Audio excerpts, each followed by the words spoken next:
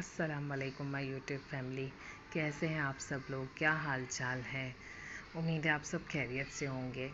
ये मैंने जहाँ कल का व्लॉग एंड किया था वहीं से दूसरा व्लॉग मेरा शुरू हो रहा है। ये हम डिनर कर रहे थे और मैंने बीफ पुलाव जो आप लोग के साथ कल के व्लॉग में शेयर किया था वही बनाया है। बना तो अच्छा था बट इसमें मैंने आलू नहीं डाले थे ना, तो मेरे हस्बैंड को इतना पसंद नहीं आया। उन्हें आलू के बगैर चीज़ें अच्छी नहीं लगती है। वो कहते हैं हर चीज़ में आलू डालो। उन्हें आलू बहुत ज़्यादा पसंद है और मेरी बेटी भी उन पे ही गई है।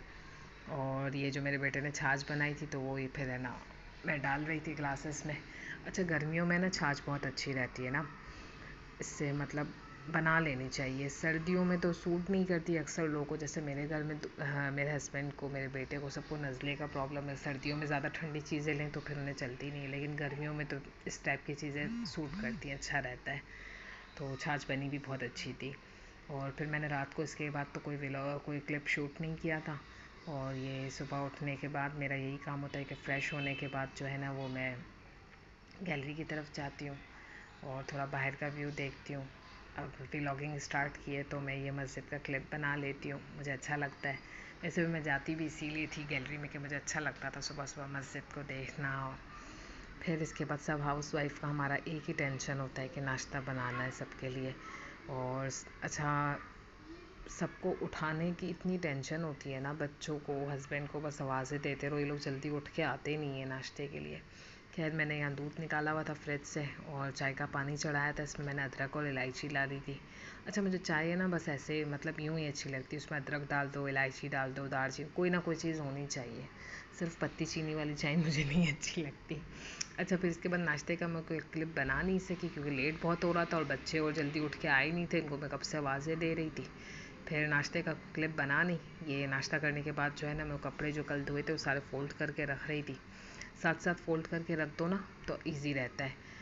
कहीं आप सुस्ती कर जाओ ना कि अच्छा ठीक है थोड़ी देर बात करती हूँ या शाम में कर लूँगी, तो फिर जो कपड़ों का ढेर लगना शुरू होता है, क्योंकि मैं कपड़े भी रोज़ ही वॉश कर लेती हूँ तकरीबन। तो फिर जो है ना, अगर आप ना एट ए टाइम फ़ोल्ड करो तो फिर उनका ढेर लगना शुरू हो जाता है। अच्छा, शावर लेना था तो मैं जो है ना वो कपड़े भी साथ साथ प्रेस करने, मैंने कहा वो कपड़े रख दिए और ये मैंने अपना ड्रेस निकाला था, इसको मैं प्रेस कर रही थी। मैंने कहा प्रेस कर लूँ तो फिर टेंशन ख़त्म हो जाए। कभी कभी लाइट का भरोसा नहीं होता है, चली जाती है। खैर, हमारी बिल्डिंग में तो जनरेटर है तो इतनी प्रॉब्लम नहीं होती है, लेकिन मैंने सोचा प्रेस करके रख दूँ तो अच्छा है। इसके बाद मैंने कहा थोड़ा किचन का काम देख लूँ फिर शावर लेती हूँ। कपड़े मैंने भिगा दिए थे और थोड़ा ये बर्तन वगैरह धोने का और क्लीनिंग का काम मेरा रहता था, तो मैंने कहा ये थोड़ा कर लूँ फिर इसके बाद शावर लूँ ना। और आप लोग मुझे बताइएगा, आप लोग किस तरह, आप लोग की रूटीन क्या है, मुझे कमेंट सेक्शन में ज़रूर बताइएगा। और है ना, आजकल गर्मी इतनी हो रही है ना कि किचन का काम बहुत मुश्किल लगता है, स्पेशली रोटी बनाना और कुकिंग तो बहुत बहुत टफ लगती है। ये क्लीनिंग का काम तो फिर भी इजी रहता है क्योंकि मेरे किचन में फ़ैन लगा हुआ है ना, जो से है ना दीवार पे लगता है, तो वो क्लीनिंग वगैरह करते वक्त तो मैं वो फ़ैन ऑन कर लेती हूँ तो इजी रहता है। लेकिन जब कुकिंग करनी हो तो बहुत बहुत मुश्किल हो जाती है गर्मियों में। आई थिंक सबके साथ यही होता होगा, गर्मियों में मुझे कुकिंग बहुत बहुत मुश्किल लगती है। और ये साथ साथ स्लैब और सिंक और सब मैंने कहा क्लीन हो जाए तो फिर टेंशन ख़त्म हो। क्योंकि कुकिंग तकरीबन मैं रोज़ ही घर में ही खाना बनाती हूँ। हम लोग होटलिंग बहुत बहुत कम करते हैं, बाहर से खाना मेरे घर में बहुत कम आता है। अब जब रोज़ कुकिंग हो रही हो तो फिर ज़ाहिर सी बात है चूल्हे स्लैब फ़ौरन ही गंदे हो जाते हैं, तो रोज़ ही इन्हें साफ़ करना पड़ता है। ये मैंने शावर ले लिया था, मैं अपना ड्रेस देख रही थी मिरर में और इसके बाद मुझे कपड़े वॉश करने थे तो मैं वॉशिंग एरिया की तरफ गई। मैंने कहा सारे कपड़े जो भिगाए वो वॉश कर लूँ तो एक साथ टेंशन ख़त्म हो, फिर बच्चों को लंच करवाऊँ। क्योंकि लंच कर लो ना, फिर मेरे साथ तो ये प्रॉब्लम है कि खाना खाने के बाद मुझे ऐसा होता है कि मैं लेट जाऊँ, फिर कोई काम ना करूँ, मुझे नींद आना शुरू हो जाती है। ये मैंने कपड़े धो के जो है ना वो रस्सी पे डाल दिए थे तो अच्छा रहता है। वैसे गर्मियों में ये फ़ायदा होता है कपड़े रस्सी पे डालो सूख जाते हैं, सर्दियों में तो पेंटें और ये सूखती ही नहीं है, 2-2 दिन लग जाते हैं पेंटें सूखने में। अच्छा, ये जो है ना वो दोपहर के लिए भी बीफ पुलाव काफ़ी बच गया था, लेकिन बच्चों को पसंद नहीं आ रहा था, वो कहते मैं चावल नहीं खाने, मैं पराठा बना के दो। तो ये जो है ना वो मैं रात को 2-4 थोड़ी रोटियाँ ना कच्ची पक्की रख देती हूँ, ताकि फिर जब उनका पराठा बनाओ ना, जब भी बच्चों को भूख लगी हो तो बना के दे दो तो बहुत अच्छा बनता है। और आप लोग के घर में बच्चे नखरे करते? मेरे बच्चों को चावल बहुत कम पसंद आते हैं, इनको ज़्यादातर रोटी वाली आइटम्स पसंद है। और जब भी चावल हो ना जैसे दोपहर में, तो फिर ये नखरे करना शुरू कर देते हैं कि अब हमें नहीं खाना है, पराठा बना के दो, अंडा बना के दो। अंडा भी बड़े वाले बेटे को ही थोड़ा पसंद है, बाकी तो उन बाकियों को अंडा भी नहीं पसंद आता, उन्हें सिर्फ पराठा खाना होता है। जो पका हुआ हो, जैसे दाल चावल हो या सालन चावल हो या, तो वो उन्हें नहीं खाना होता है। और आप लोग बताइएगा आपके बच्चे क्या शौक़ से खाते हैं, चावल या रोटी। और ये मैंने सोचा आज तो दही जमा ही लूँ, क्योंकि 2 दिन से नाश्ते में दही नहीं थी, तो बच्चे बहुत लड़ते थे कि मम्मा दही नहीं है, हमें नाश्ता अच्छा नहीं लगता है। असल में एक प्रॉब्लम ये भी है ना कि मैं अब इन्हें दूध नहीं दे सकती हूँ। पहले तो ये रोज़ शाम को दूध पी लेते थे, तो कैल्शियम की मुझे टेंशन नहीं होती थी कि नहीं कैल्शियम की डेफिशिएंसी हो जाएगी। या अब जो मेरा छोटा वाला बेटा है ना, उसे दूध सूट नहीं करता है, उसे डॉक्टर ने मना कर दिया है। अब बड़ों वालों को दूँ और छोटे को ना दूँ तो फिर वो रोने लग जाता है। तो फिर ये है कि दही जमा दो ना, तो सब बच्चे खा लेते हैं, ईज़ी रहता है। और वैसे दही मेरे बड़े वाले बच्चे जो है ना वो शौक़ से खाते हैं, उन्हें दूध वैसे भी पसंद नहीं था। इतने साल जो मैंने पिलाया है ना, वो डांट डपट करके ही पिलाया है।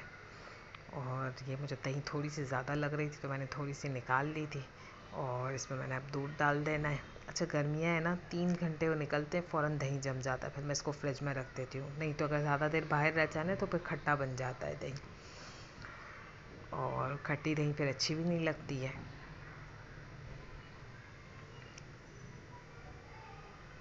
और आप लोग के और हम लोग तो कराची वाले तो बारिश के लिए तरस रहे हैं।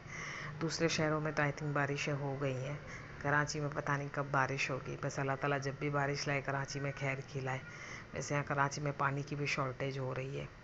ये मेरी बेटी ने जो है ना बर्तन वॉश करते करते क्लिप बनाया है, वो ज़रूर मम्मा व्लॉग में ऐड कर लीजिएगा। और माशाल्लाह मुझे किचन के काम में बहुत सारा, आजकल तो वैसे भी उसकी वेकेशंस है ना, तो दोपहर के बर्तन वगैरह वही वॉश करती है, ताकि मेरी थोड़ी हेल्प हो जाए। मैंने पहले मेड रखी थी बर्तनों के लिए, लेकिन बर्तन मुझे किसी के भी पसंद नहीं आते हैं, क्योंकि मेड्स आपको पता है कितना भी उनके पीछे लगो, लेकिन वो काम अच्छा नहीं करती हैं। वो कुछ ना कुछ बर्तनों में डंडी मारती हैं, उनको सही से वॉश नहीं करती, या फिर साबुन ठीक से नहीं निकालती बर्तनों से। और मैं कितनी देर से सोच रही थी क्या पकाऊं, मुझे कुछ समझ नहीं आती, और शाम के तकरीबन 6 बजने को आए थे। फिर मैंने सोचा आज कढ़ी बना लेती हूँ। कढ़ी मेरे घर में जो है ना साल में एक बार मुश्किल से बनती है, क्योंकि मेरे हस्बैंड को और बेटों को इतनी पसंद नहीं है। लेकिन आज मेरा कढ़ी खाने का दिल भी हो रहा था, और कुछ और पकाने का दिल भी नहीं हो रहा था, तो मैंने सोचा चलो आज कढ़ी बना लेते। ये मैं प्याज टमाटर को भून रही हूँ, और इसमें जो है ना फिर वो मैं बेसिक से जो मसाले हैं वो ऐड करूँगी। लाल मिर्च, नमक, हल्दी, पिसा हुआ धनिया, और बस हाँ, और तो कुछ नहीं डलता इसमें। और लहसुन अदरक पिसा हुआ आप डाल सकते हो, लेकिन मैं जो है ना वो दही और बेसन को जब मशीन में फेंटती हूँ ना, तो मैं उसमें लहसुन अदरक डाल देती हूँ, तो उसमें अच्छे से पिस जाता है। और बस बाकी तो इसमें कोई इतना काम नहीं होता। ये जो शुरू में थोड़ी भुनाई करनी होती है ना, इसी पे थोड़ी मेहनत होती है, और पकौड़े बनाने होते हैं। ये देखें इसका मसाला अच्छे से भून रहा है, अच्छे से भून लेना इसको, तो फिर जो है ना इसकी खुशबू जो निकलती है वो भी बहुत अच्छी निकलती है। इसके बाद जो है ना इसमें वो ऐड करना होता है। और बेसन और दही का मेरा ये हिसाब है कि अगर 1 पाव दही है तो आधा पाव बेसन, मतलब जितनी दही हो इसका आधा बेसन लेती हूँ मैं। अच्छा वो क्लिप मैंने फिर फास्ट फॉरवर्ड कर दिए थे, उसमें बस कुछ नहीं करना था, दही और बेसन को फेंट कर, और उसमें मैंने लहसुन अदरक भी डाल दिया था, और उसे बस फेंट कर उसमें, ताकि कोई लम्स वगैरह ना हो, और उन्हें उस मसाले में डालकर उबालने के लिए रख देना। और तकरीबन 3 घंटे कढ़ी जो है ना वो पकती है। और ये मैंने पकौड़ों के लिए जो है ना वो मसाला रेडी कर लिया था, और यहाँ पे कढ़ी उबल रही थी, और ये इसी तरह हल्की आंच पे उबलती रहेगी 3 घंटे तक। और ये मैं पकौड़े बना रही थी। ये मैं व्लॉग एडिट कर रही हूँ, तो मेरा दिल कर रहा है कि मोबाइल में से पकौड़े निकाल के खा जाओ। इतने टेस्टी पकौड़े बने थे कि बस मज़ा आ गया था। और मेरे बच्चे जो है ना वो कढ़ी, वैसे बेटे तो इतने शौक़ से नहीं खाते, बेटी बहुत शौक़ से खाती है। और हस्बैंड जो है ना वो कहते हैं कि अगर पकौड़े डालो तो ही कढ़ी बनाना, वरना फिर कढ़ी नहीं बनाना। वैसे बगैर पकौड़े की तो कढ़ी अच्छी भी नहीं लगती है, पकौड़े से ही कढ़ी में टेस्ट आता है। और मैं आप लोगों को फ़ाइनल लुक दिखाऊंगी ना कढ़ी की, बहुत बहुत ज़बरदस्त कढ़ी बनी थी। और ये पकौड़े भी जो है ना वो बहुत टेस्टी बने थे। अच्छा मैं पकौड़ों में जो है ना वो बेकिंग सोडा या मीठा सोडा ऐसी कोई चीज़ ऐड नहीं करती हूँ। जब रमज़ानों में बनाने हो तो भी, खाली हम डेज़ में भी, और वैसे कढ़ी के लिए भी जो बनाती हूँ उसमें भी नहीं ऐड करती। और ये मैं रोटियाँ बना रही थी, और ये कढ़ी अभी भी उबल रही है, 3 घंटे पूरी पकती है। इसके बाद जो है ना इसका टेस्ट निकल के आता है। और प्लीज़ मेरी रोटी पे हंसिएगा नहीं, मुझसे गोल रोटी नहीं बनती है। और ये मैंने सोचा थोड़ी स्किन केयर करूं, पर ये स्किन केयर जो है ना वो मेरे गले पड़ गई थी। ये मैंने दही रखी थी क्लेंजिंग के लिए, फ़ेस वॉश रखा था, और मैंने जो है ना वो बीट रूट की आइस क्यूब बनाई थी, तो उससे जो है ना मुझे फेस पे लगाना था। तो ये मैंने 3-4 दिन पहले बनाई थी, लेकिन ये आइस क्यूब जब मैंने फ़ेस पे लगाई है ना, ये इतना मैसी था कि बस मत पूछें मुझसे, इसलिए मैं आप लोगों को ये रिकमेंड भी नहीं करूँगी। अच्छा, ये फिर मैं ना वो सारा गंद समेट के जो है ना वो ज़मीन पे और ड्रेसिंग टेबल पे और सब जगह पे बीट रूट का जूस गिरा था, वो सब मैंने सफाई की।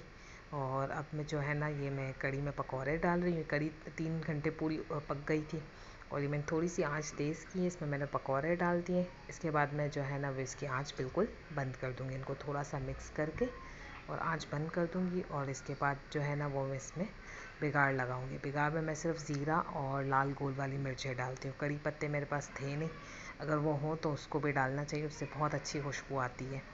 और कड़ी पत्ते में वैसे कैल्शियम भी होता है। तो ये मैंने इसको बिगाड़ लगा दिया था, और अब मैं इसकी फ़ाइनल लुक जो गार्निशिंग के बाद आप लोगों को दिखा रही हूँ। बहुत टेस्टी कड़ी बनी थी, और आप लोग भी ज़रूर ट्राई कीजिएगा। और आप लोग कहेंगे तो मैं डिटेल में भी इसकी रेसिपी बना के जो है ना वो वीडियो बना दूँगी। और मुझे अपनी दुआओं में याद रखिएगा। अल्लाह हाफ़िज़।